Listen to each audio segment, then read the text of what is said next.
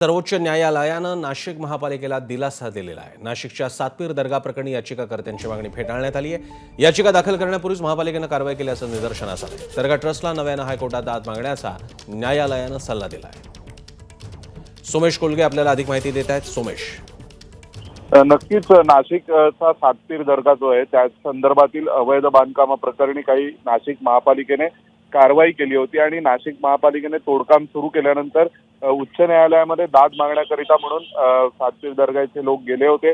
त्यावेळी न्यायालयामध्ये त्यांची सुनावणी होऊ शकली नाही। तोपर्यंत दर्ग्यावर तोडकाम कारवाई पूर्ण झाली होती महाराष्ट्र सरकारने केलेली आणि नंतर ते सर्वोच्च न्यायालयात आले। सर्वोच्च न्यायालयाने गेल्या सुनावणीच्या वेळी उच्च न्यायालयाकडून अहवाल मागितला होता आणि याविषयी अनेक गंभीर प्रश्न उपस्थित केले होते। परंतु आताच्या सुनावणीत, आज झालेल्या सुनावणीत सर्वोच्च न्यायालयाने म्हटलंय की तुम्ही आता उच्च न्यायालयामध्ये दाद मागण्याकरिता जा आणि ऑलरेडी तोडकाम पूर्ण झालेलं असल्यामुळे आता जो स्टे आहे त्याला काही तसा अर्थ नाहीये।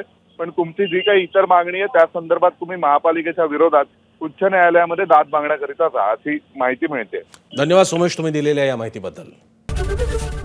एबीपी माझा, उघडा डोळे बघा नीट।